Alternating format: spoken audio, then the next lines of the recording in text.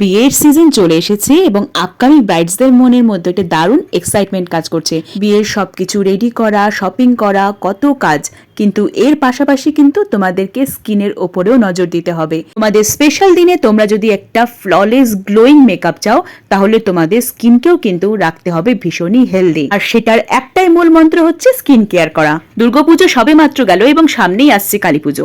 এই সময় নানান রকমের মেকআপ প্রোডাক্ট স্কিনে ইউজ করা, বাইরের খাবার এবং আনহেলদি লাইফস্টাইল আমাদের শরীরের সাথে সাথে আমাদের স্কিনকেও কিন্তু ভীষণভাবে ড্যামেজ করে। এছাড়া ওয়েদার চেঞ্জের সাথে সাথেও আমাদের স্কিন এবং হেয়ার ভীষণভাবে ডাল হয়ে পড়ে। সো সামনেই যাদের বিয়ের ডেটস, তোমরা তোমাদের স্কিন কেয়ার করা এখনই শুরু করে দাও এবং একটা হেলদি লাইফস্টাইল নেওয়া শুরু করে দাও আমাদের স্পেশাল দিনে নিজেকে আরো স্পেশাল ভাবে ফুটিয়ে তোলার জন্য। উইন্টার সিজনে প্রচুর পরিমাণে স্কিন ড্রাই করে, তার জন্য এখন অনেক অনেক জল খেতে হবে এবং তার সাথে খেতে হবে তোমাদের একটা করে প্রতিদিন সিজনাল ফ্রুটস, এবং তোমাদের মিলে রাখতে হবে এক বাটি করে টক দই এবং স্যালাড।